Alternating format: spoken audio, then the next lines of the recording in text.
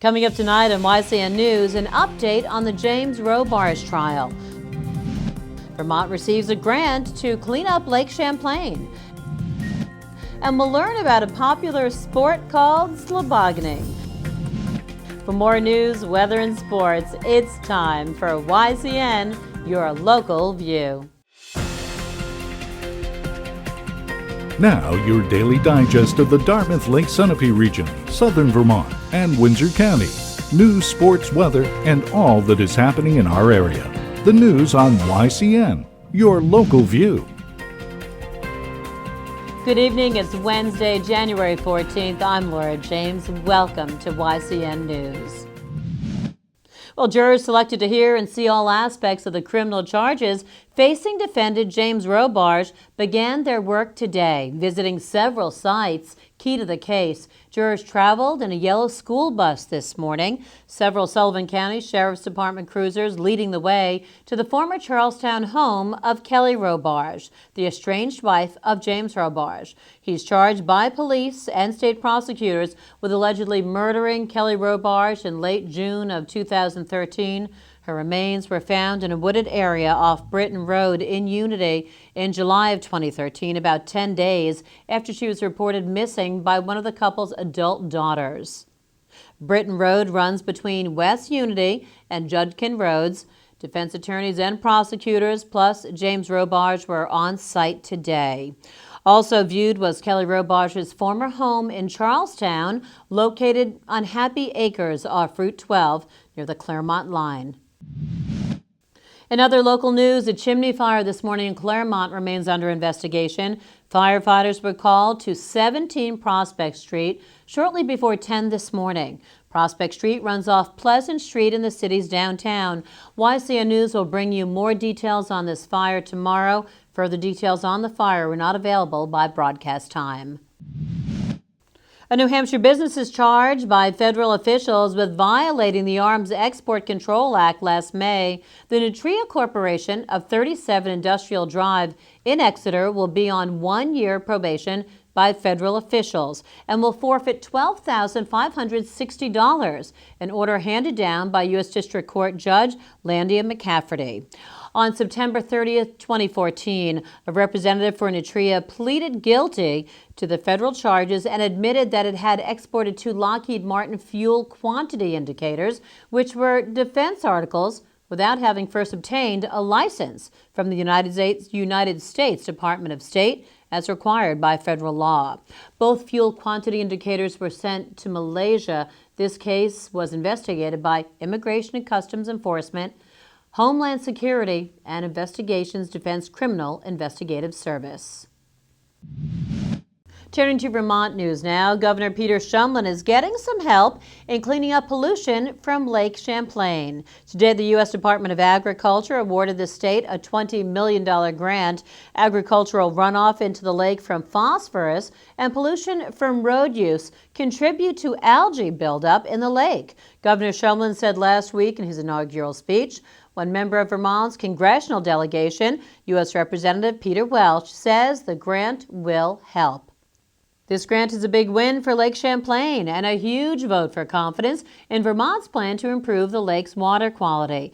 Every new algae bloom is a stark reminder that the problem of phosphorus runoff into the lake needs an aggressive response. That, according to Welch, the funds from this national competitive grant will immediately be put to work implementing Vermont's conservation efforts and help ensure a safe and healthy lake for this and future generations. After the break, we'll take a look at a fun and exciting winter activity. The YCN News continues in a moment. Welcome back to YCN News. I'm Laura James. If you haven't seen one, it's actually quite ingenious. With a name that at first is hard to remember, it's called a sloboggan. And according to an official definition on sloboggan.com, it allows a person laying on a toboggan and holding a sloboggan with their hands to steer a path down snow on a covered hill. The underside is fiberglass and has 3 steel runners for positive control. A person controls speed by dragging their feet. All information that will be very important for the organizers of World Snow Day, taking place this weekend in Claremont. YCN's Erin McClory has the inside story on the sloboggan. When Bill Herring was tobogganing with his grandson in 2009, he realized there was no way to control the sled. In order to have safer fun, he created the sloboggan. Sloboggan is a device for steering toboggans. I started the project in 2009, and it took me a couple of years to perfect a device for steering toboggans. And when I got it perfected, I was really kind of sledding and tobogganing, and I said, I just invented a new sport called slobogganing. It works is between you're laying down, the person that we call a slobogganer is laying down on I like the long 66-inch toboggans, and you actually hold it by the handles, and you steer. You're the steer. It's not connected to the toboggan. It's only connected to you. So you're the nexus. You're the connection. So wherever you want to go, down through the woods, you can go. You can purchase a sloboggan from Herring's company, Mr. Sloboggan in Wilmot. Each sloboggan is carefully handcrafted. Well, I start with a 4x8 sheet of plywood right now, and I cut them out of the plywood, and if I make the link 1, takes 2 sheets, so I can get 3 sloboggans out of a 4x8 sheet of plywood. And then it's a lot of work cutting out wood, ribs, and glue it together. There's no nails. The only thing that is metal are the handles that I put on it, so I make it out of plywood. Since inventing the sloboggan, Herring has created different models. The Link 1 is a signature edition named after his grandson Lincoln. Later revisions then resulted in the Link 2. He also has the Griffin model named after his other grandson. Herring is currently working on the Daphne model named after his granddaughter. If you want to check out these sloboggans, you can come to World Snow Day at Arrowhead Ski Resort. World Snow Day, we've held it for 3 years up here in Wilmot, and we have to rely totally on natural snow, and it's really been difficult.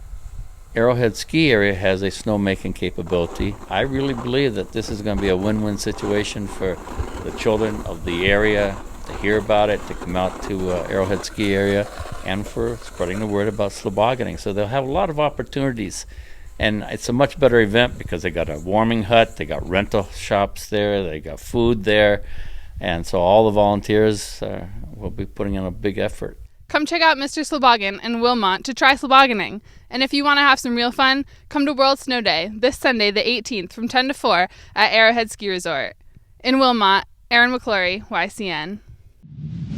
Thanks so much, Erin. And don't forget to bring the whole family for some fun slobogganing, just one of the many fun events taking place at World Snow Day this Sunday at Arrowhead Ski Area in Claremont, New Hampshire.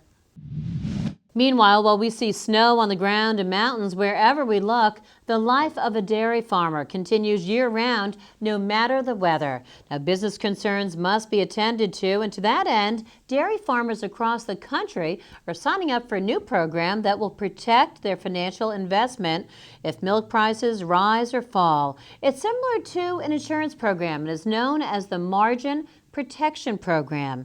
In New Hampshire, 58% of dairy farmers have signed up for the program. State Agricultural Commissioner Lorraine Merrill tells YCN News. In Vermont, 67% of Vermont's registered dairy farms signed up for the plan, according to U.S. Senator from Vermont, Patrick Leahy.